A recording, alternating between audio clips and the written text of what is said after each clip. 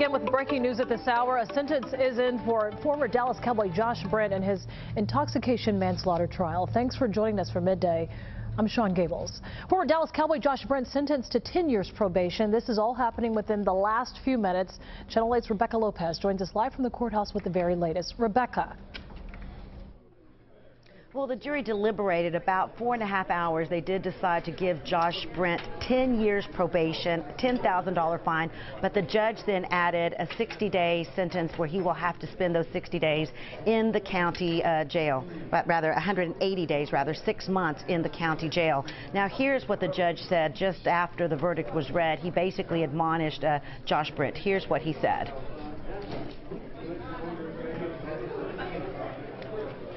We, the jury, having found the defendant Joshua A. Price Brent guilty of the offense of intoxication and manslaughter as charged in the indictment, hereby assess his punishment at 10 years confinement in the institutional division of the Texas Department of Criminal Justice and a fine of $10,000. We further find that the defendant has never before been convicted of a felony in this state or any other state, and recommend that the court suspend the imposition of the sentence and the defendant be placed on community supervision. If a fine is assessed, it is to be paid. It's signed by the presiding juror. Sadly, Mr. Brent, you're not the first Dallas Cowboy to have killed somebody with a motor vehicle, but I sure hope that you're the last. And sadly, you're not the first Dallas Cowboy to be convicted of a felony in this past year's time, but I hope you're the last for a long time. You know, if done responsibly, I'm all for a young man with a high-pressure job to blow off some steam, but you have to do it responsibly. And your actions, I think, bring shame to the city of Dallas, and I think you do a grievous wrong to humanity by killing your friend. You certainly had a big warning sign that you were on the wrong path with that prior DWI, and you chose the path of irresponsibility. No driver's license, no insurance. You shouldn't have even been driving a car to begin with. Not to mention the fact that you're driving while intoxicated. You chugged a bunch of alcohol, weren't wearing your seatbelt, didn't make sure your passenger had a seatbelt on. Just a long chain of being irresponsible in your actions. I have to say, the law requires that I follow the jury's recommendations. So right after the verdict was read, Josh Brent was taken down to the county jail. That is where he will be booked in. And again, he has to spend 180 days in jail before he is released. And again, then he has to do probation. Afterwards, both the defense attorneys and prosecutors talked about this case. They had been under a gag order, but defense attorneys very pleased with the outcome as far as the probation sentence, saying that Josh Brent has learned his lesson and that from here on, he will be a good citizen and do the right thing, and that he has not closed the door and possibly playing with the NFL again, perhaps some team. It has happened before when convicted felons that have been athletes have come back if the NFL allows them to come back and play, so he has not shut the door on that. Prosecutors, though, saying that they will live with the jury's verdict. They obviously wanted the maximum sentence, saying that he is a habitual offender and had prior DWI and also. That was Rebecca Lopez reporting. Now, former prosecutor and police officer Pete Schulte joins us now with some perspective on this sentence. Pete, you heard the judge give his verdict, 10 years confinement, along with assessing some fines.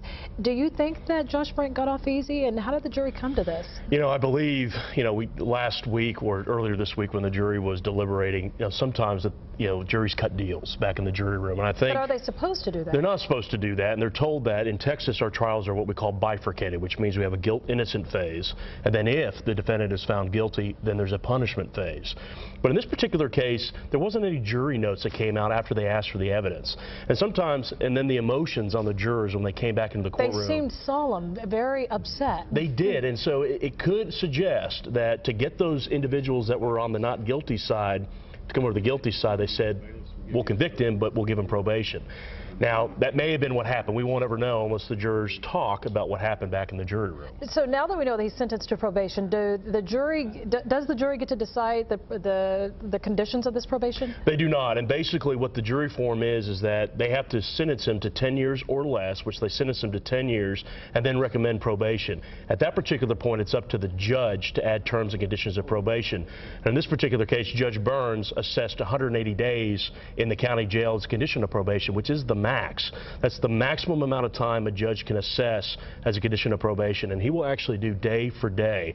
So listening to Judge Burns' remarks. So no time served for where he's already been in jail. That's correct. He won't get any credit for any previous back time.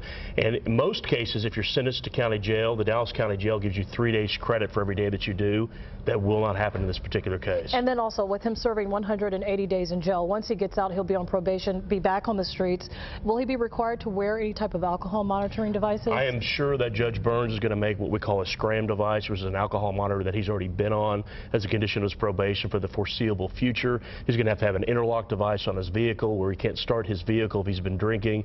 And I have a feeling Judge Burns is going to closely monitor this case, because I do believe, by listening to Judge Burns' comment, he felt like that Josh Brent, he was habitual. Josh Brent had other chances, and now a jury gave him a third chance. What happens if he serves his 180 days in jail, he goes out and he does something that violates his probation? What happens to him then? Prosecutors will file a motion to revoke his probation. At that point, Judge Burns can assess a punishment of up to 10 years in the state penitentiary. So Josh Brent has a lot to be kind of making sure he follows all of his conditions, crosses his I's, dots his I's, crosses his T's. And you just heard with Rebecca Lopez, he's hoping that he can continue his career as an NFL player. It's going to be interesting to see how that plays out. I mean, I do think that Mr. Brent will have an ability moving on as a former Dallas Cowboy, or maybe a future NFL player again, to share his story, how alcohol has really impacted his life. All right, Pete Schulte, we appreciate your insight. We'll talk to you again at 12:30.